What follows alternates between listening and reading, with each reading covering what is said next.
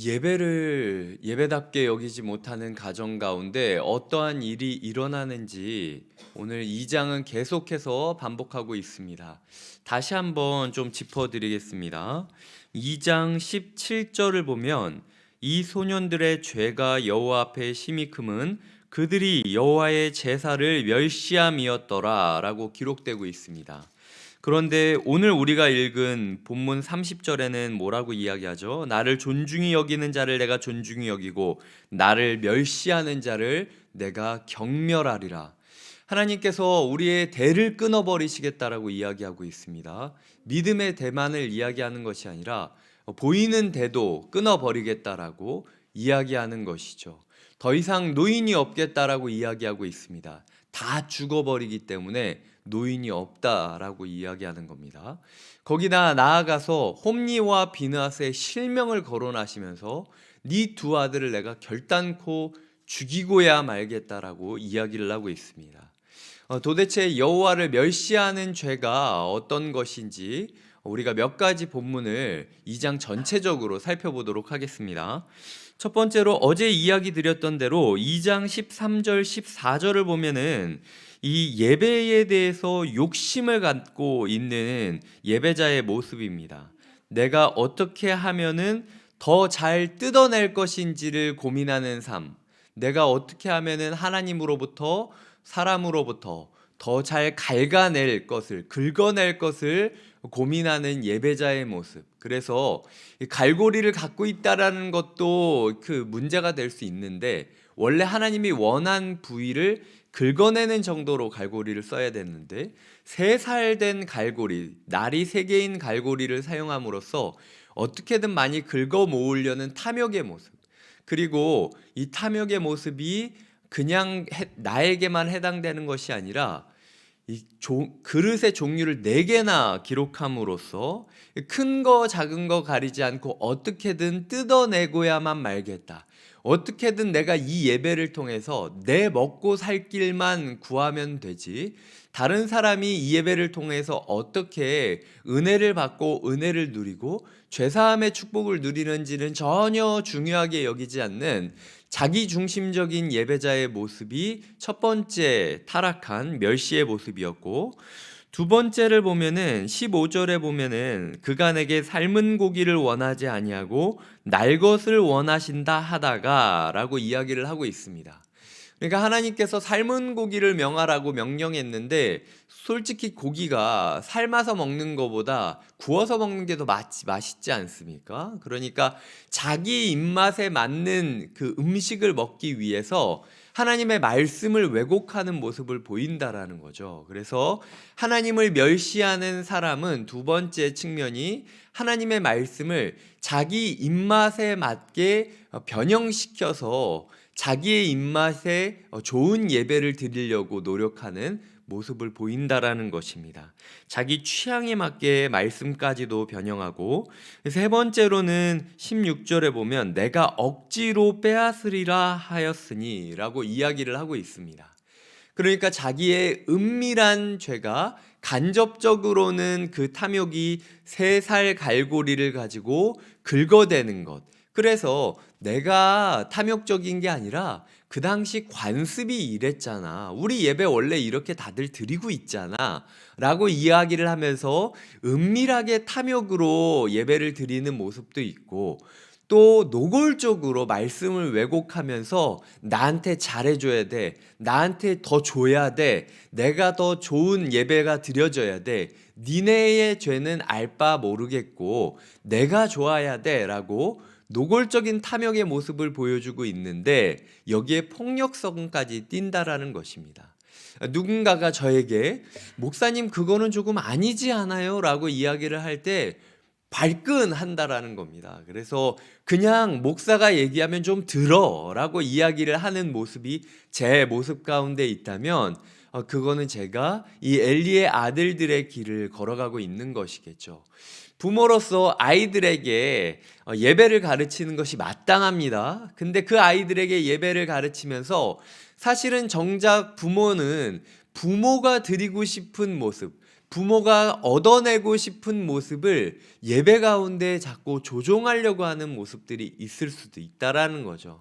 아이들한테 예배를 드리면은 당연히 아빠 엄마를 존중해야 된다라고 자꾸 이렇게 세뇌를 시키고 유도를 한다든지, 또 어떤 부분에 있어서 아빠도 예배를 잘 못 드리고 엄마도 예배자의 모습을 잘 못 드리는데 이 부분은 조금 잘못된 거 아닌가요? 라고 아이들이 물어보면 그냥 아빠 엄마가 얘기하면 좀 들으라고 이야기를 하고, 이 억누르고 그냥 자신 안에 있는 모순된 부분들은 외면하면서 살아가고 있다면 우리 또한 홈리와 비느하스의 예배자로서 살아가고 있다라는 겁니다.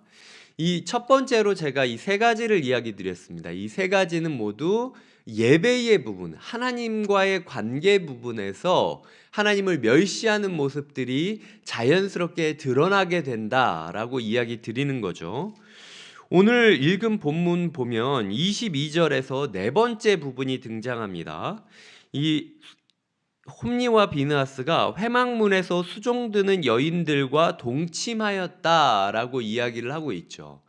그러니까 하나님을 멸시하는 사람은 하나님과의 관계에서만 이것이 드러나는 게 아니라, 그들만 죄짓고 끝나는 게 아니라 또 다른 회막에서 수종드는 여인들까지도 타락한 여인들, 이방 여인들이 이방 종교에서는 성전 안에서 각기 자기들의 예배당 안에서 소위 성적인 관계를 맺으면서 종교적인 의식을 행했는데, 하나님의 거룩한 회막문에서 일하는 수종드는 여인들을 싸구려 이방 종교의 창녀들이랑 똑같은 포지션으로 전락시키고 만다라는 것입니다.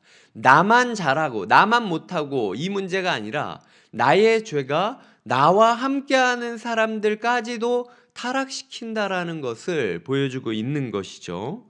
그리고 보면은 25절에 보면은 그들이 자기 아버지의 말을 듣지 아니하였다라고 이야기를 하고 있습니다. 이게 다섯 번째 측면이죠.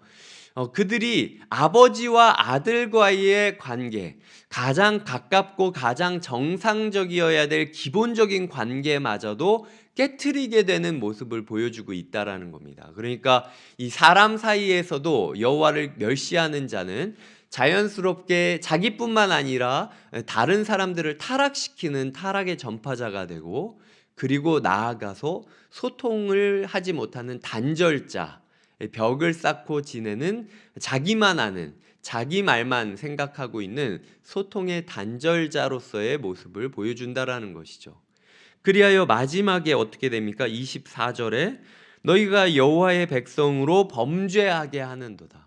그러니까 이 범죄하게 한다라는 말을 한편의 번역으로서는 그 소문을 퍼뜨리는 그 뒷담화를 하게 되었지 않냐라고 이야기를 하는 거거든요. 그러니까 이게 온 이스라엘에 확산되었다라는 겁니다. 저게 맞는 거야?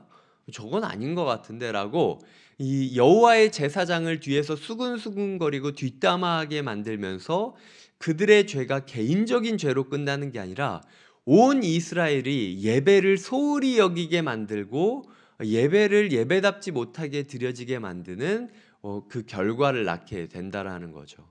이 하나님과의 관계에 있어서도 세 가지의 어려움이 있고, 이 사람과의 관계에 있어서도 세 가지의 어려움들이 생기게 됩니다. 그러니까 십계명이라는 것이 하나님과의 관계, 사람과의 관계를 나타내는 하나님의 명령이지 않습니까? 지금 이 홈리와 비느하스는 여호와를 멸시했기 때문에 이런 열매를 맺었다라는 것입니다. 어디서부터 잘못되었는지 다시 한번 기억해야 됩니다. 그의 예배 생활로부터 이 부분이 잘못되었다라는 것이죠. 그러니까 우리의 아이들이 예배 생활을 제대로 드리고 안 드리고의 문제는 기호의 문제가 아니라는 거죠. 이 아이가 예배를 잘못 배우고 예배 가운데 자기의 것만을 탐욕적으로 긁어내는 것이 예배다라고 착각하게 된다면 그 자신의 인생뿐만이 아니라 그의 가문과 그가 마주하는 모든 사람들이 멸망하게 되는 멸망의 전파자가 될 것이라는 것을 하나님의 경고로 받아들이시기 바랍니다. 그런데 지금 어제 그 사무엘의 겉옷을 만들기 위하여 비록 1년에 한 번밖에 만나지 못했지만 우리의 아이가 얼마나 잘할지 1년 동안 엄마가 고민하면서 이 정도 사이즈의 옷을 만들었어. 내가 1년 동안 너를 위해서 한치도 기도하는 것을 멈추지 않았다라고 이야기를 하던 이 한나의 모습과는 달리 이 엘리는 민족의 제사장이었지만 자기 자녀를 어떻게 가르치고 있는지를 살펴보도록 하겠습니다. 여기 보면은 24절입니다. 내 아들들아, 23절 24절을 제가 읽겠습니다. 그들에게 이르되 너희가 어찌하여 이런 일을 하느냐? 내가 너희의 악행을 이 모든 백성들에게서 듣노라. 내 아들들아 그리하지 말라. 내게 들리는 소문이 좋지 아니하니라 라고 이야기를 하고 있습니다. 저 다시 봐주시면 돼요. 지금 굉장히 꾸짖는 말도 하고 달래는 말도 하고 있는데 되게 형식적입니다. 그 포인트는 사실 이거예요. 소문이 들렸다는 거예요. 그러니까 결국은 네가 어떻게 지내고 있는지를 알고는 있는데 그래도 소문은 나게 하지 말아야 되는 거 아니냐. 솔직히 조금 그냥 어쩔 수 없겠지. 하지만 사람들한테 말 나올 정도로 네가 하지 말아야 되는 거 아니냐라고 이야기를 하고 있다라는 겁니다. 지금 이 상황까지 갔으면 여호와가 이야기하기 전에 엘리 제사장이 민족의 제사장이고 권력이 있는 사람이었습니다. 지금 그리고 모세의 아론의 두 아들이 여호와의 회막에서 불을 잘못 쓰다가 어떻게 죽었는지를 이 엘리 제사장도 다 들어서 알고 있었어요. 우리의 아들들이 예배를 소홀히 여기고 경멸하는 모습을 보인다고 했을 때 우리가 정상적인 아버지의 마음 그리고 대제사장의 마음이었다면 지위를 박탈시켜야 됩니다. 그게 아이들을 살리는 길이었어요. 근데 지금 엘리 제사장은 평판이 두려운 겁니다. 내 엘리가 자기 자식도 똑바로 관리 못했다라는 얘기를 들을까봐 쪽팔려서 소위 말해서 덮어두고 있었다라는 겁니다. 집안에서 네가 뭐하고 다니는지는 내가 다 알지만 밖에서 사람들에게 티날 정도로 그렇게 살지는 말라고 이야기를 하고 있는 거예요. 그 위선적인 모습이 이 홈리와 비느하스의 이 여호와를 멸시하는 모습을 보여주고 있다라는 것입니다. 34절에 보면은 내 두 아들 홈리와 비느하스가 한날에 죽을 것이다 라고 이야기를 하고 있습니다. 여호와의 선지자가 지금 와가지고 이야기를 하고 있어요. 근데 이 여호와의 선지자가 얘기하고 있는데도 그 어느 부분에서도 엘리가 하나님께 회개했다라는 내용이 없습니다. 그러니까 엘리는 이 선지자가 그냥 얘기했으면 그대로 그냥 끝내버린 거예요. 그냥 하나님이 알아서 하시겠지라고 손 놓고 있었던 거죠. 이게 우리의 부모님들의 모습이랑 굉장히 비슷하지 않습니까? 내 아이가 예배자로 서나 못하나 뭐 그건 하나님이 이 아이를 사랑하면 알아서 해주시겠지라고 생각하면서 이 예배자로서 이 아이가 어떻게 살아가는지를 전혀 중요하게 생각하지 못하고 그저 사람들의 평판에만 너 주일학교에서 부서에서 자꾸 그렇게 막 떠들고 막 그러면은 아빠 엄마가 좀 쪽팔리니까 그냥 그러지 좀 말고 집에서는 네가 가정 예배 어떻게 드리는지 말든지 그냥 마음대로 해 이렇게 이야기를 하는 게 우리의 모습이지 않냐는 거예요.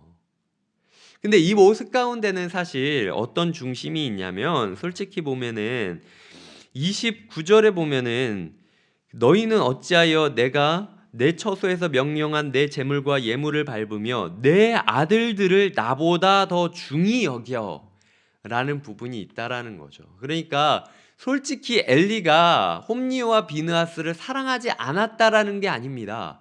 근데 홈리와 비느하스를 하나님보다 더 사랑했던 게 엘리의 문제였다라는 거예요. 아이들이 참 귀엽지 않습니까? 하지만 아이들이 사랑스럽더라도 하나님보다 더 사랑하지 말아야 돼요. 한나는 하나님 정말로 귀하게 얻은 사무엘이었지만 그 아이를 하나님께 드립니다. 하나님이 이 아이의 진정한 부모이고 나는 내가 하나님을 이 아이보다 더 사랑하는 게 이 아이를 더 잘 키울 수 있는 일이라고 고백했던 거예요. 그렇지만 엘리는 항상 자기의 자녀들과 함께 있었음에도 불구하고 하나님을 신경 쓰지 않고 항상 하나님의 예배자로 살아갔음에도 불구하고 자기 자녀들을 하나님보다 더 귀하게 여깁니다.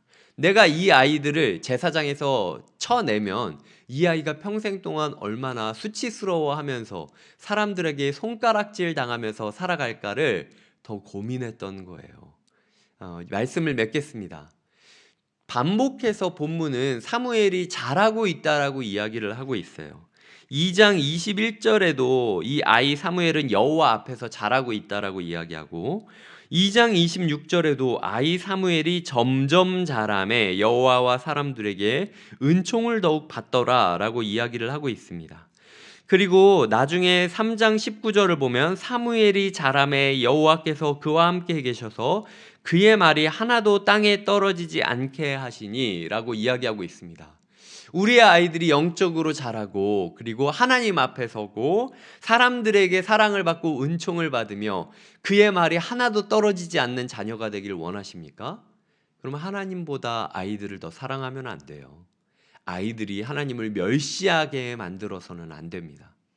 우리 아이들이 자기만을 위한 예배를 드리고 있지는 않나, 그리하여 사람들과의 관계를 어그러뜨리는 죄의 전파자가 되고 있지는 않나 진지하게 고민하면서 기도하시기를 바랍니다. 나아가 우리의 삶 가운데 하나님, 우리가 엘리처럼 이렇게 꾸짖어 주셨는데 그냥 멍하니 있다가 기회를 놓치지 말게 하여 주시옵소서. 오늘 내가 나의 죄를 회개하고 내 아이들을 예배자로 키우기 위해 몸부림치면서 주님께 드리겠습니다라고 결단하는 시간을 가지시기를 부탁드립니다.